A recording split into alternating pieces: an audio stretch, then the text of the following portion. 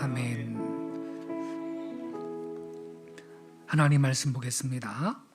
야고보서 4장 6절부터 8절까지 보겠습니다. 373페이지입니다. 신약성경 373페이지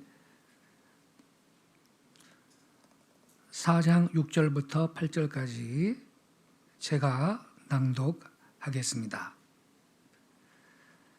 그러나 더욱 큰 은혜를 주시나니 그러므로 일렀으되 하나님이 교만한 자를 물리치시고 겸손한 자에게 은혜를 주신다 하였느니라. 그런즉 너희는 하나님께 복종할지어다. 마귀를 대적하라. 그리하면 너희를 피하리라. 하나님을 가까이 하라. 그리하면 너희를 가까이 하시리라. 죄인들아, 손을 깨끗이 하라. 두 마음을 품은 자들아, 마음을 성결하게 하라. 아멘. 여기까지 봤습니다. 오늘 아침에 함께 읽은 이 본문 말씀을 중심으로 더욱 큰 은혜, 이러한 제목 아래 말씀을 드리도록 하겠습니다.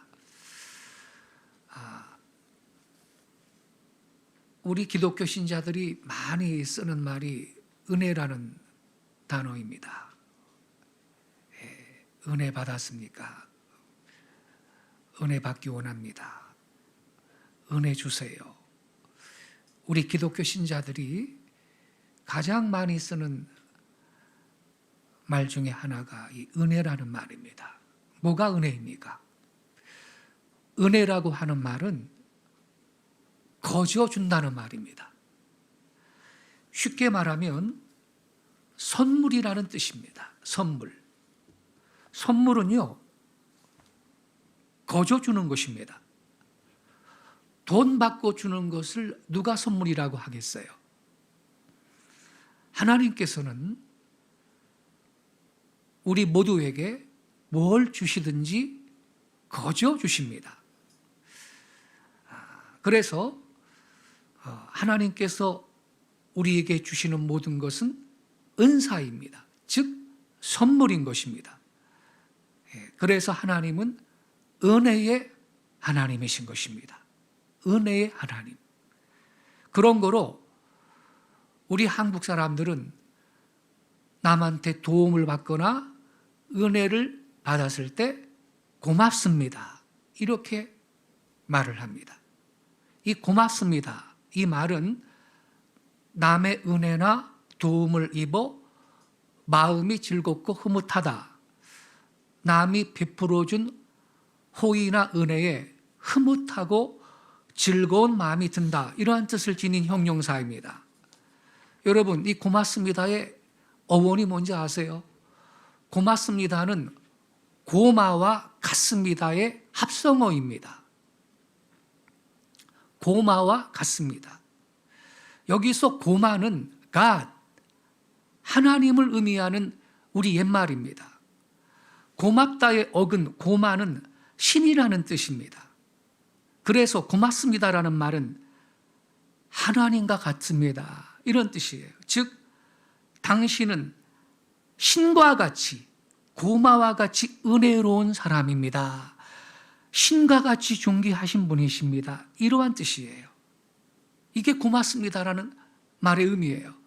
왜 그렇게 인사를 하나요?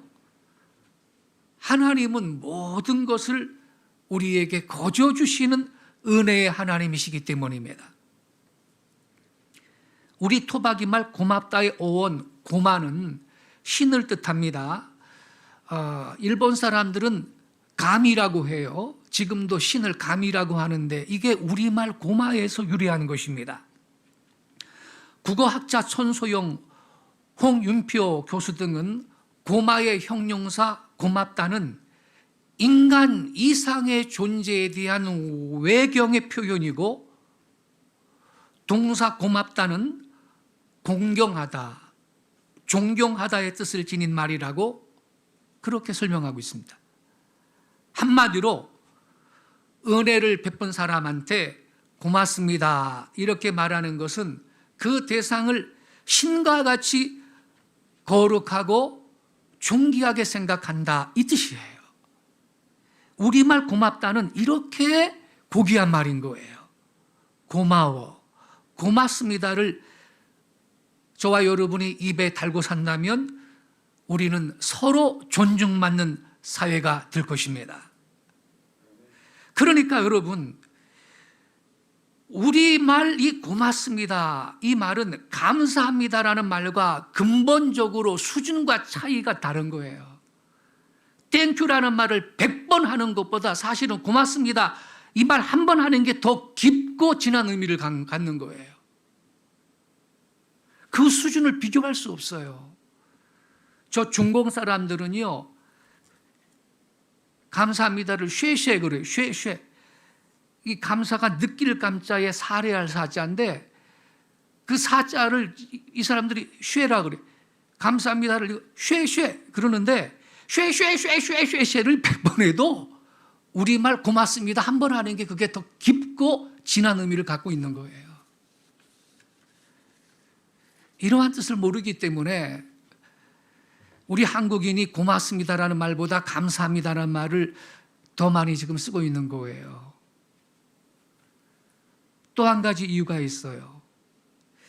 고맙다라는 말보다 감사하다라는 말을 더 많이 쓰는 까닭이 뭐냐?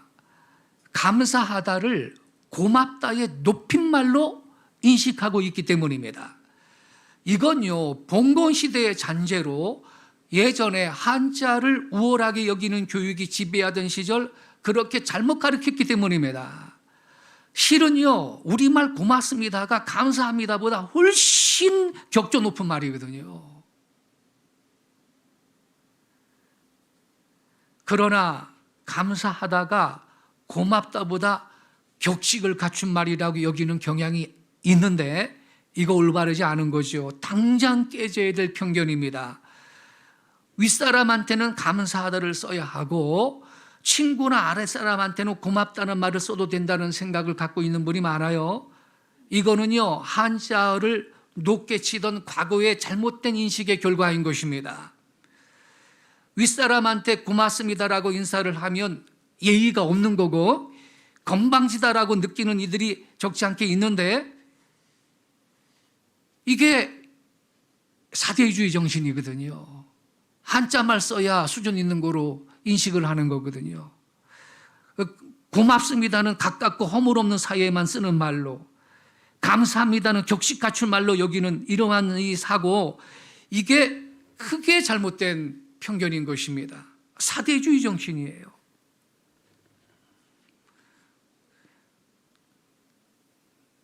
그래서 국어학자들은요, 고맙다는 말을 쓰는 게 감사하다 이 말보다 훨씬 바람직하다 이렇게 말을 하고 있습니다.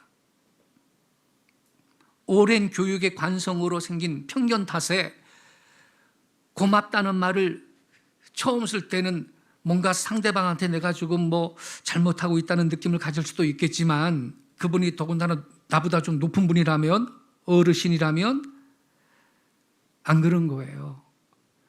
고맙습니다는 뭐라 그랬어요? 신과 같은 분이십니다 이런 뜻인데 그게 얼마나 좋은 말이에요. 자꾸 우리가 고맙습니다는 말을 써야 돼요. 쓰다 보면 잘못된 그런 느낌은 사라지고 이 고맙습니다가 오히려 굉장히 친근하게 느껴지는 말이 될 것입니다.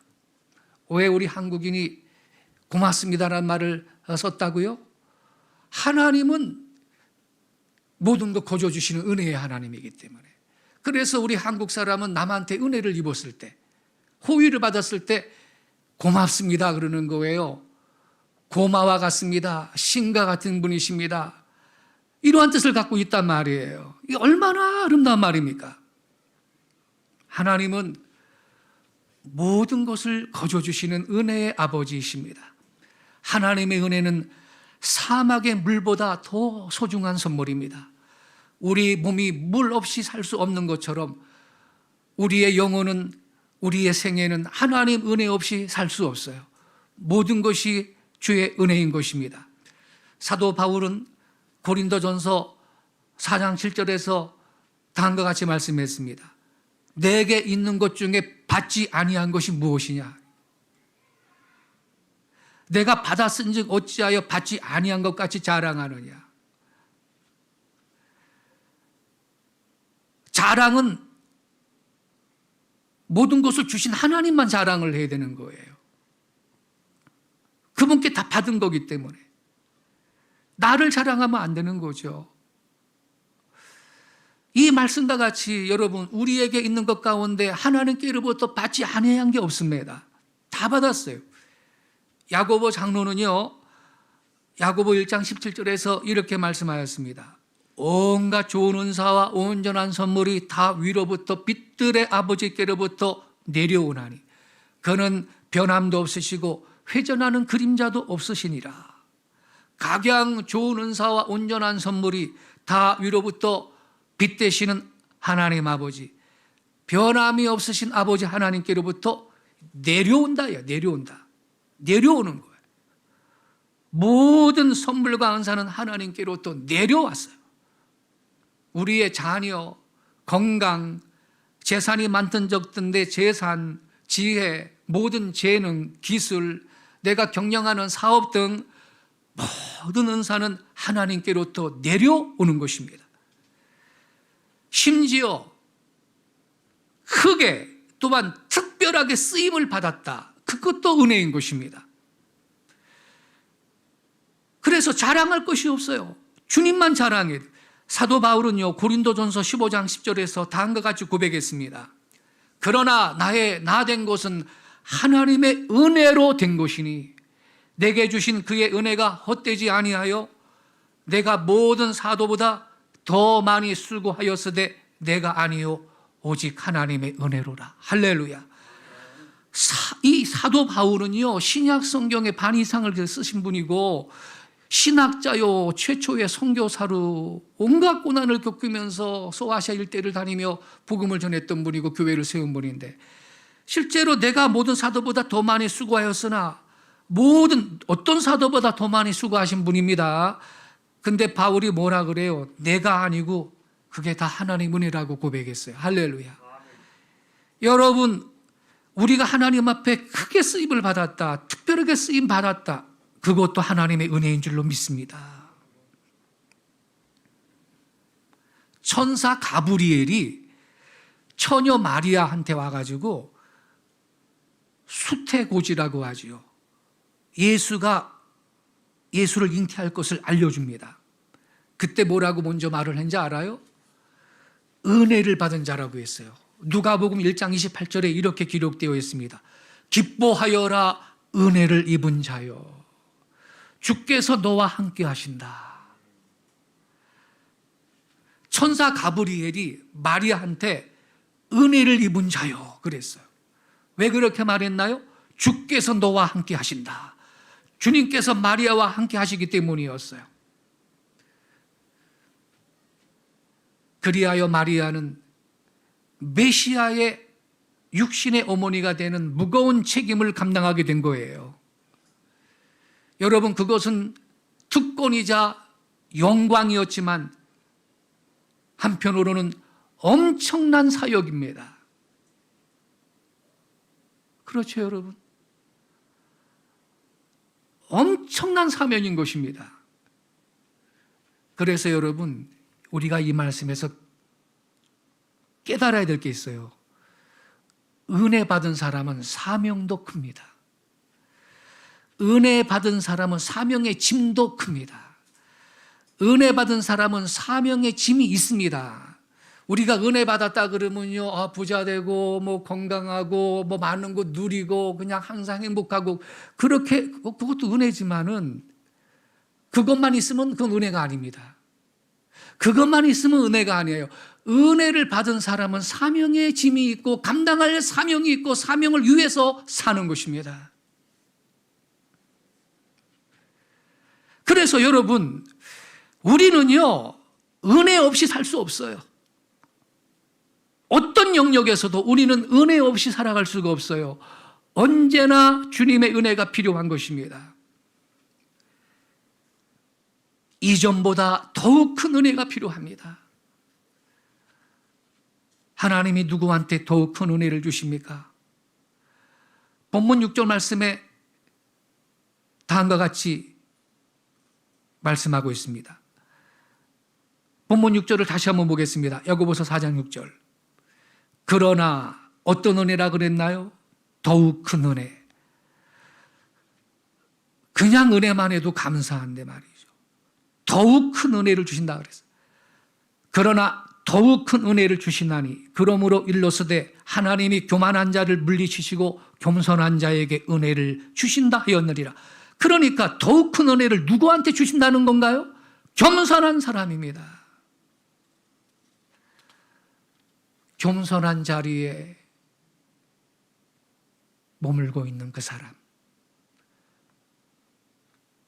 어떤 상황 속에서도 높은 자리에 올라가도 억만장자가 되어서도 인기가 올라가도 항상 겸손한 자리를 지키는 그 사람은 하나님이 더 큰 은혜를 주실 것입니다.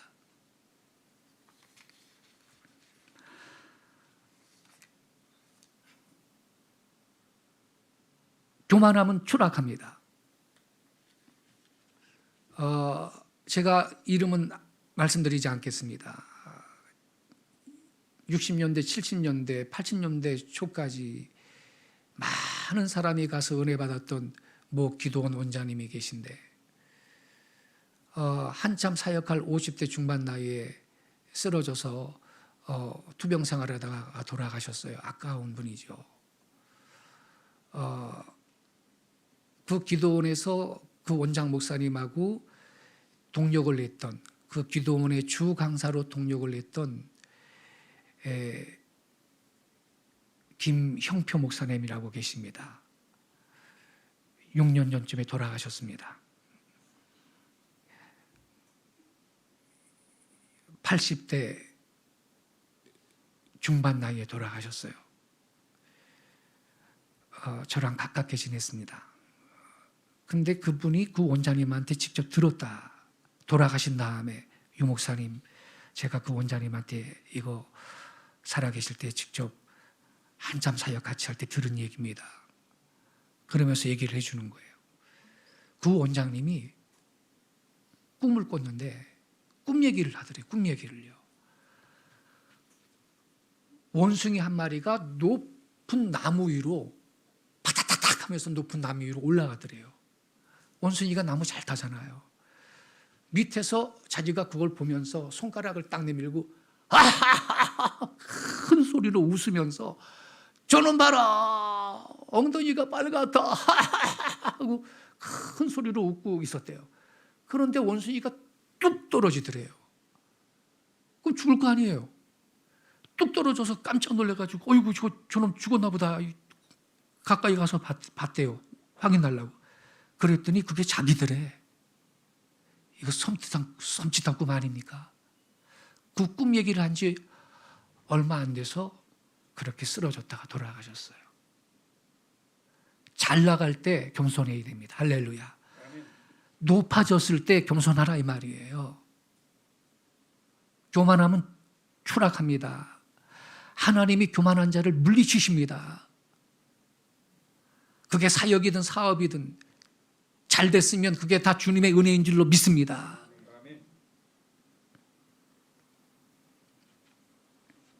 누구한테 하나님이 더욱 큰 은혜를 주시나요? 겸손한 사람인 것입니다. 성경에는요, 이 겸손에 대한 권면이 많습니다. 베드로전서 5장 5절 6절에 이렇게 기록되어 있습니다. 젊은 자들아 이와 같이 장로들에게 순종하고 다 서로 겸손으로 허리를 동이라. 하나님은 교만한 자를 대적하시되 겸손한 자들에게 은혜를 주시느니라. 6절 그러므로 하나님의 능하신 손 아래에서 겸손하라. 때가 되면 너희를 높이시리라. 겸손한 자를 하나님이 높여주신다고 말씀하고 있습니다. 근데 이 말씀은요, 이 베드로전서 5장 그 5절 말씀은 이 잠언, 구약성경 잠언 3장 34절 말씀을 사실은 그대로 인용한 거예요. 잠언 3장 34절 보여주세요. 진실로 그는 거만한 자를 비웃으시며 겸손한 자에게 은혜를 베푸시나니, 이렇게 써 있어요. 이 말씀을 인용한 거예요. 하나님은 거만한 자를 비웃는답니다. 하나님은 교만한 자를 비웃으시는 분이십니다. 하지만 겸손한 자에겐 은혜를 주시는 하나님이십니다. 시편 138편 6절에는 여호와께서 높이 계셔도 낮은 자를 하감하시며 멀리 있어도 교만한 자를 아시나이다. 낮은 자를 하감하신다. 겸손한 사람인 것입니다. 잠언 16장 5절에는 무릇 마음이 교만한 자를 여호와께서 미워하시나니 피차 손을 잡을지라도 벌을 면치 못하리라. 잠언 18장 12절에는 사람의 마음의 교만은 패망의 선봉이요 겸손은 종기의 앞잡이니라. 야고보서 4장 10절에는 주 앞에서 낮춰라. 그리하면 주께서 너희를 높이시리라 말씀하십니다. 잠언 16장 19절에는 겸손한 자와 함께하여 마음을 낮추는 것이 교만한 자와 함께하여 탈취물을 나누는 것보다 나으니라 그랬습니다. 미가서 6장 8절에는 사람아 주께서 선한 것이 무엇임을 내게 보이셨나니 여호와께서 내게 구하시는 것은 오직 공의를 행하며 인자를 사랑하며 겸손히 내 하나님과 함께 행하는 것이 아니냐, 이렇게 말씀했습니다. 하나님이 우리에게 요구하시는 것은 겸손히 주님과 동행하는 삶인 것입니다. 예수님은 마태복음 11장 28절 29절에서 이렇게 말씀했습니다. 수고하고 무거운 짐진 자들아 다 내게로 오라. 내가 너희를 쉬게 하리라. 나는 마음이 온유하고 겸손하니 나의 멍에를 메고 내게 배우라. 누가복음 14장 11절에서도 예수님은 이렇게 말씀했습니다. 무릇 자기를 높이는 자는 낮아지고 자기를 낮추는 자는 높아지리라 말씀했습니다. 앤드류 머리 목사님은 이렇게 말했습니다. 교만은 지옥의 문이다. 여러분, 사탄은 원래 처음부터 사탄이 아니었고 천사장이었습니다. 근데 하나님의 보좌를 차지하려고요, 내가 하나님과 지극히 높은 자와 비기겠다 그러면서 청계에서 반역을 했다가 이게 쫓겨났거든요. 그래서 그게 사탄이 됐지 않습니까? 사탄은 교만으로 지옥의 문을 열었습니다. 그러나 예수님은 겸손으로서 천국의 문을 여셨습니다. 왜냐하면 하나님의 본체이시지만 하나님과 동등됨을 여기지 아니하시고 육체의 모습으로 세상에 오시고 죽기까지 복종하셨으니 얼마나 겸손하신 분이십니까? 그래서 우리를 구원하셨습니다. 하나님은 교만을 처벌하시고 겸손한 자에게 더 큰 은혜를 베푸시는 하나님이신 것입니다. 다니엘서에 보면요, 바벨론 왕 느부갓네살이 교만해져 가지고 자기 궁전 높은 꼭대기에 올라가 궁중을 내려다보면서 이렇게 말했습니다. 내 능력과 내 지혜로 이 모든 성을 건설한 것이 아니냐. 그 말을 한 지 얼마 안 돼서 느부갓네살 왕의 정신이 나가버렸습니다. 미쳤어요. 들러 나가서 소처럼 풀을 뜯어먹고 그 머리털이 독수리 털처럼 되었다고 했습니다. 왜 그렇게 됐나요? 하나님이 교만한 자를 대적하십니다. 또 다니엘서에서 보면요, 벨사살 왕이요, 교만해가지고요, 예루살렘 성전에서 이 다 뺏어왔던 그 거룩한 성전의 기명들 창고에 갖다 놨는데 그걸 꺼내다가 술을 범하셨습니다. 1000여 명의 고관 대족들을 모아다가 연회를 합니다. 먹고 마십니다. 그날 저녁으로 메대와 파사의 연합군이 쳐들어와서 벨사살 왕은 죽고 나라가 망합니다. 어떻게 그러게 됐습니까? 하나님은 교만한 자를 물리치십니다.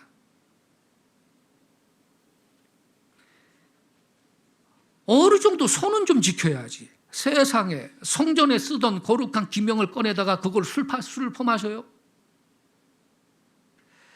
아주 망하려고 작정을 한 거죠. 사도행전 12장을 자세히 읽어보세요. 그 12장 초반에 보면요, 그때 이 헤롯이요, 요한의 형 야고보를 칼로 죽였어요.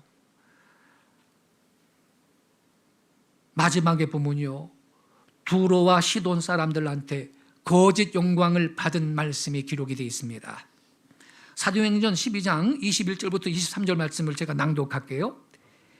헤롯이 나를 택하여 왕복을 입고 단상에 앉아 백성에게 연설하니 그랬어요.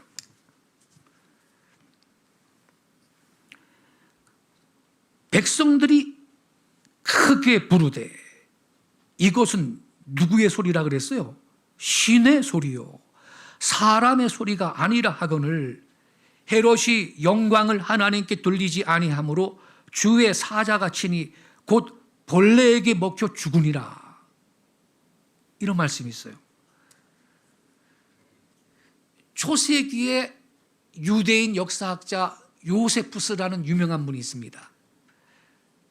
그 요세푸스의 그 기록에 의하면요, 이날이 로마 황제를 위한 축제 두 번째 날이었대요.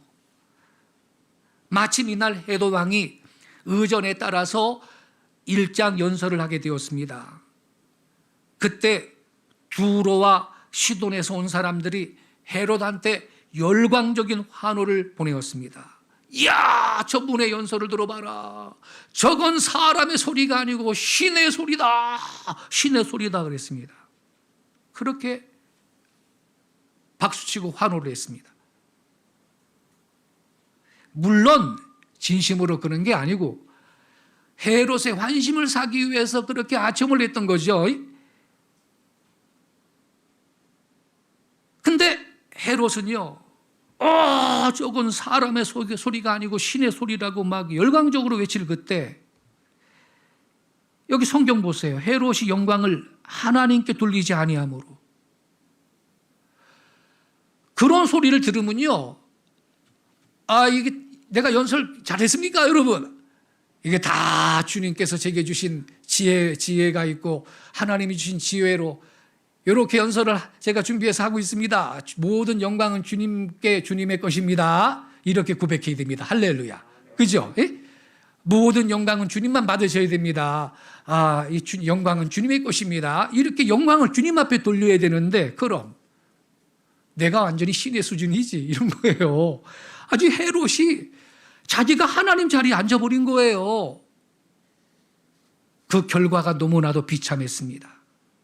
주의 사자, 즉 천사죠. 천사가 고치니 벌레에게 먹혀 죽으니라. 5일 후에 죽었대요. 5일 동안 앓다가. 하나님의 영광을 가로채 먹은 거를 주의 사자가 쳤는데요, 벌레한테 먹혀 죽어버리고 말았는데, 이 벌레라는 단어가 헬라어로 스콜렉스라는 단어인데 인간의 내장에 서식하는 세균을 일컫는 의학 용어입니다. 요세푸스의 이 기록에 의하면 더러운 병에 걸려 내장이 썩고 벌레가 나며 경련이 계속되는 고통과 절망 가운데 사망했다. 이렇게 기록되어 있습니다. 왜 그렇게 됐습니까? 하나님이 교만한 자를 대적하십니다.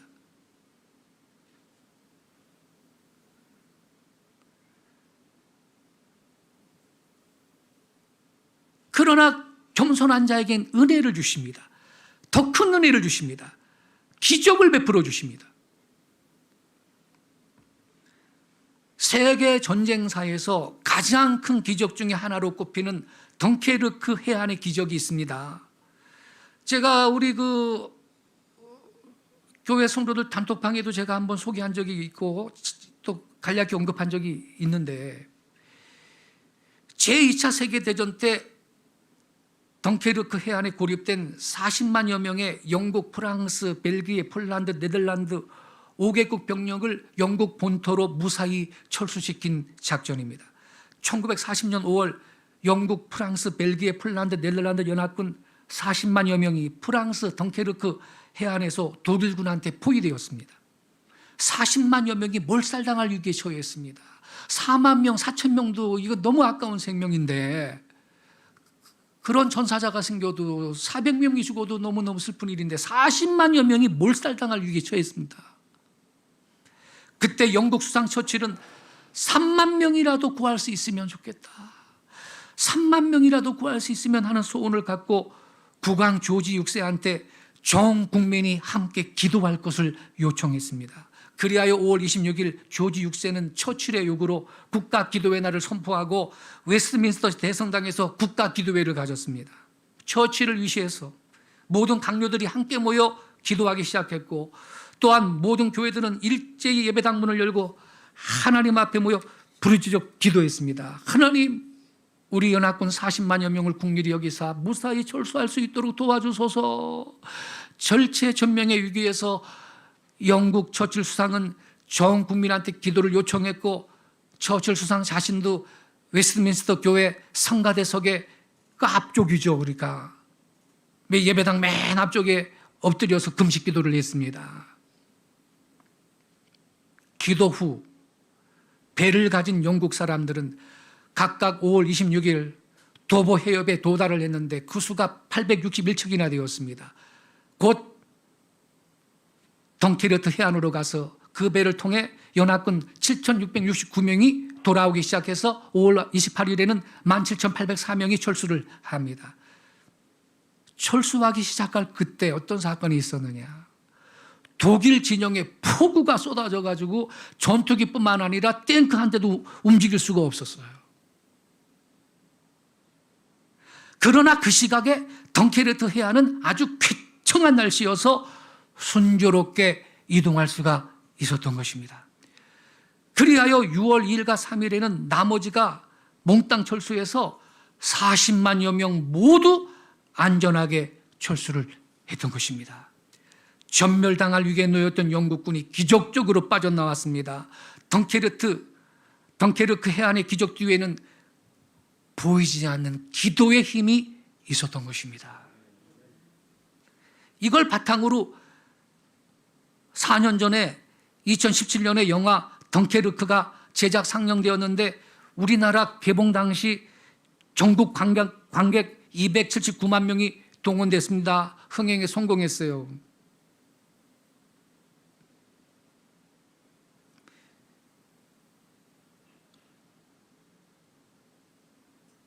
이런 국가적인 위기 앞에 있을 때, 사람이 모르는 도무지 안 될 때, 인간의 한계에 부딪혔을 때, 우리는 처칠처럼 영국 국민처럼 주님 앞에 모여 기도해야 될 줄로 믿습니다. 그때 하나님이 기적을 베푸시는 것입니다. 그런데요, 우리나라 문 대통령은 처칠 수상하고 아주 극명하게 대조되는 발언을 하셨죠. 작년 8월 27일 교회 지도자 16명을 청와대로 초청해 간담회를 가졌죠. 이른바 대면 예배를 중단하고 비대면 온라인 예배로 전환할 것을 요구하기 위한 목적으로 마련한 자리였습니다. 이 자리에서 대통령은 국가적 위기 앞에서 기도를 요청했던 처치 수상과 극명하게 대비되는 발언을 다음과 같이 쏟아냈습니다. 바이러스는 종교와 신앙을 가리지 않습니다. 방역은 신학의 영역이 아니고 과학과 의학의 영역이라는 것을 받아들여야 됩니다. 그랬어요. 여러분, 제가 한번 말씀드렸습니다만 이게 목회자들 앞에서 할 소리냐고요. 이거는요, 우선 예의가 아니거든. 상대방이 기독교를 대표하는 성직자들인데, 그렇다면 서로 빈말이라 할지라도 이렇게 말을 해야 되는 것입니다. 국가의 안녕과 번영을 위해 늘 기도해 주셔서 감사합니다. 지금 이 우한폐렴 때문에 나라가 공경에 처했습니다. 잘 극복할 수 있도록 목사님들께서는 방역에 협조도 해주시고 더욱 기도해 주시기를 바랍니다. 이래야 되잖아요. 그렇지 않습니까, 여러분? 비록 립서비스 차원일지라도 상대가 목사들이라면 이렇게 발언을 해야 에티켓이고 품격을 제대로 갖춘 인간인 겁니다. 그렇지 않습니까, 여러분? 그런데 문 대통령은 목사들을 불러놓고 방역은 신앙이 아니라 과학의 영역이라고 훈시를 했습니다. 교만의 극치지.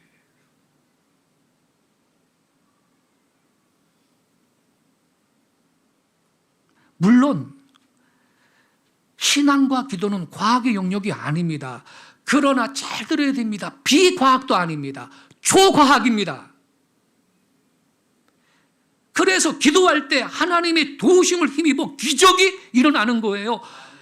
처칠 수상은 그걸 믿었고 그걸 알았으며 그 결과 기도해서 덩케르크 해안에 기적이 일어났던 것입니다.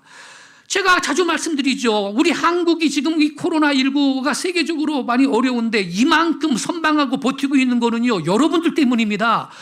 나라를 위해서, 교회를 위해서 예비하고 기도하는 한국교회 성도들이 있기 때문에 우리나라가 이만큼 지금 버티고 있는 거예요. 할렐루야.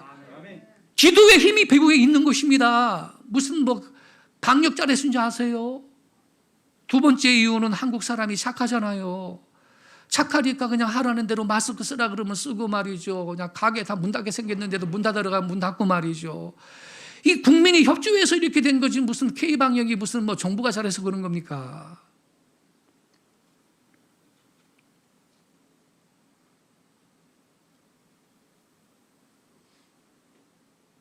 더군다나 예배를 못하게 예배를. 여러분, 예배는요, 하나님의 고유의 영역입니다. 어떤 세속 정권도 예배를 드려라 말라 몇 명 모여라 이걸 할 자격이 없습니다. 하나님이 세속 정부한테 그런 권리를 준 적이 없습니다.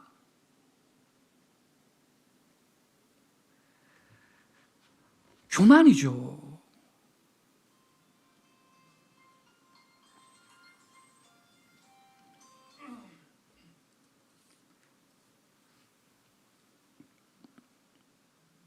목회자들 모아놓고 방역은 과학의 영역이다.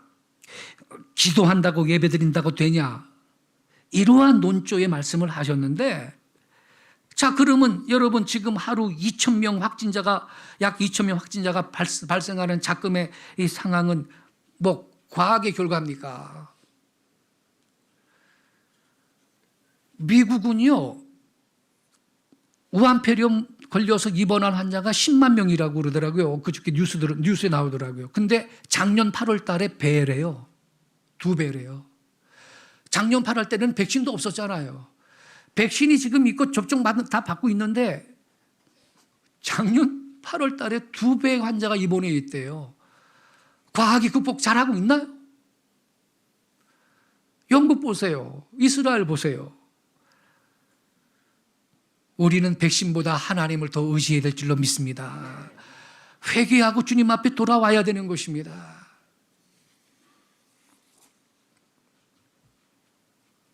교만한 자 대적합니다.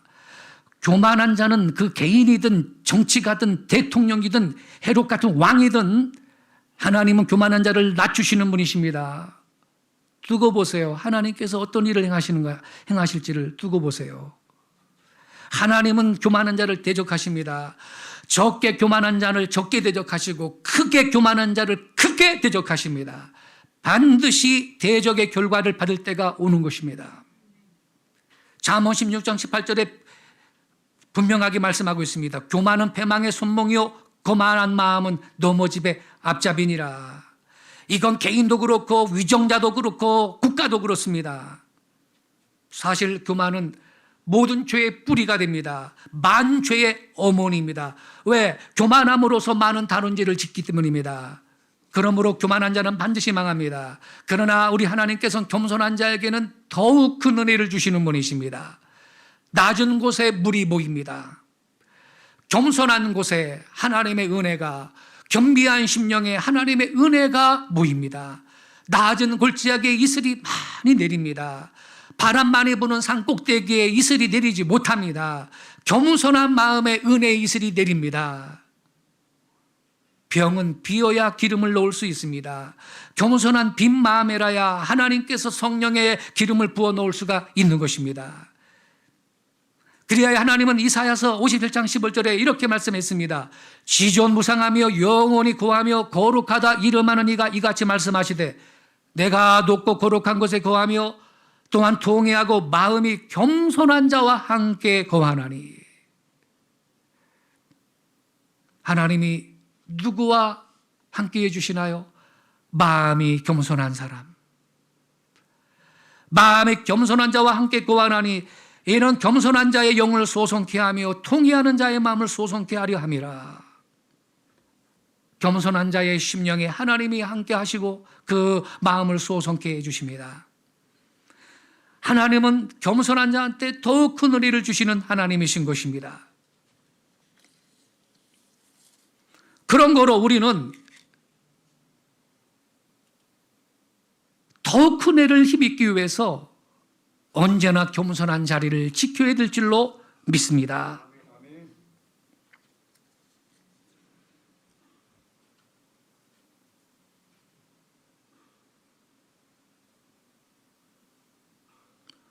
국가도, 정치인도, 교회도, 회사도, 가정도 우리 모두는 하나님 은혜를 받아야 됩니다.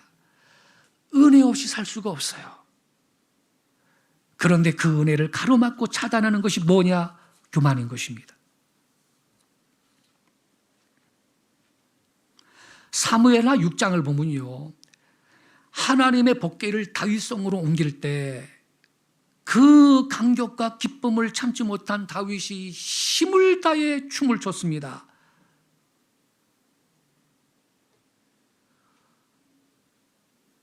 옷이 흐트러지고 벗겨지는 것도 모를 정도로 그 모습을 창문을 열고 바라보던 다윗의 아내 미갈이 심중에 다윗을 업신여겼어요. 미갈은 사울 왕의 둘째 딸로서 왕가의 예절과 법도를 익히며 자랐기 때문에 자기 딴에는 꽤나 고상하고 격조 높고 품위를 지녔다고 자처하던 여자였죠. 그러니 다윗이 복귀 들어오는데 그 앞에서 왕이 말이죠, 힘을 다해 춤을 추는데 채신머리 없게 보인 거죠. 아주 행동을 가볍다고 본 거죠.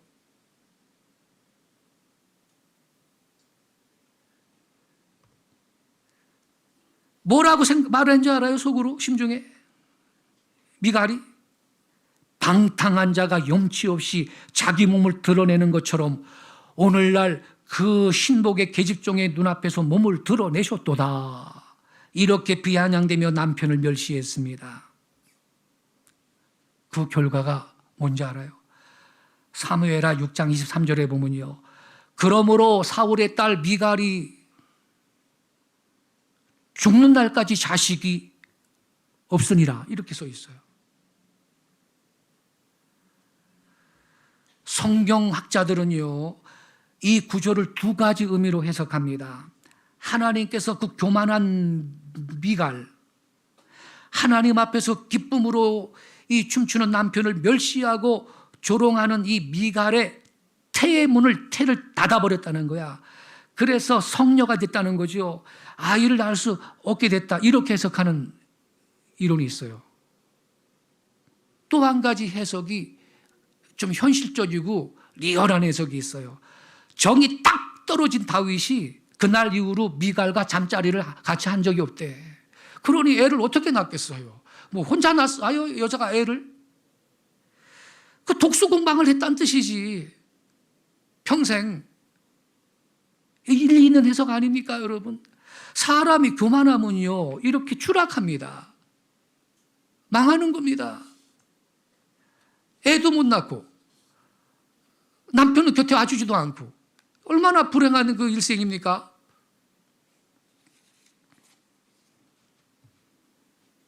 교만은 은혜를 무너뜨립니다. 교만은 성공을 무너뜨립니다. 교만은 행복도 무너뜨립니다. 돈을 벌었더라도, 공부를 많이 했더라도, 성공했더라도, 얼굴이 예쁘더라도, 행복하더라도 그것 때문에 교만에 빠지면 안 됩니다.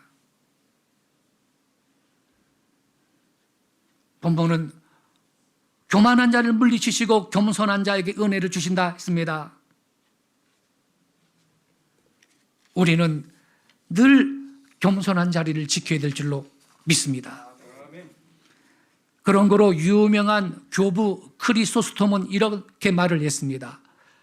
겸손은 모든 덕의 뿌리요 어머니요 기초이다.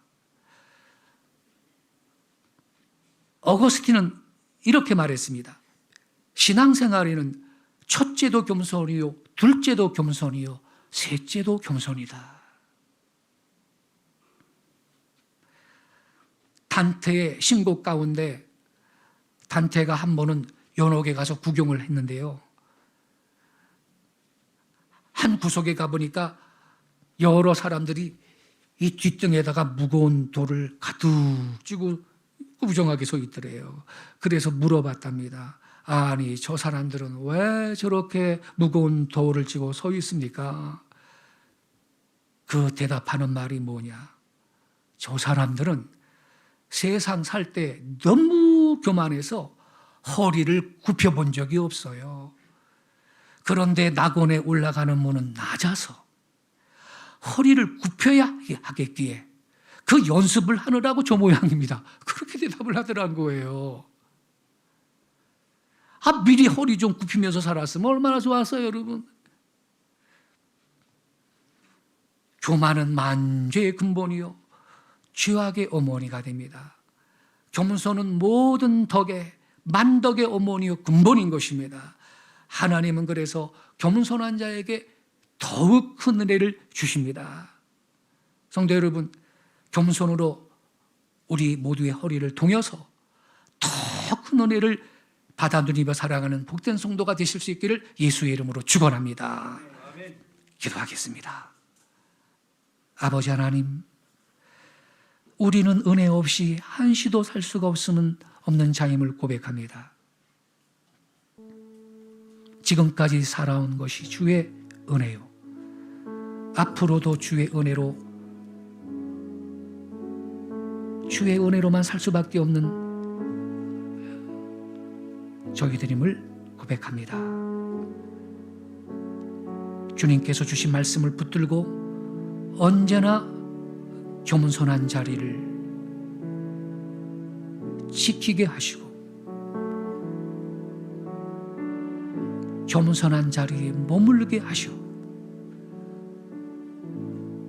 더욱 큰 은혜를 받아 누리며 사는 우리 모든 성도들이 되게 하여 주옵소서.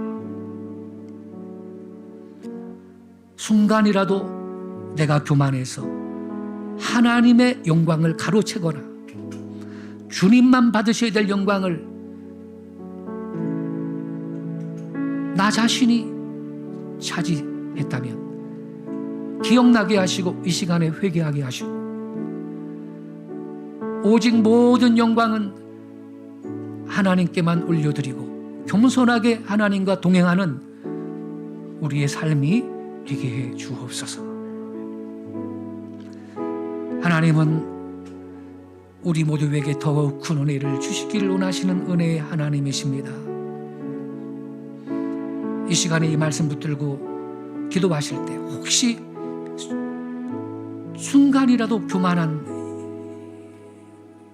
부분이 있었다면 이 시간에 회개합시다. 모든 영광은 하나님 것이며 주의 은혜로 내가 존재합니다. 그렇게 고백하시고 항상 겸손한 자리, 겸비한 자리를 지킴으로 더 큰 은혜를 받아 누리며 살 수 있는 나의 남은 생애가 되게 해달라고 우리 조용히 주여 한 번만 외치고 결단하며 통성으로 기도하겠습니다. 주여. 아버지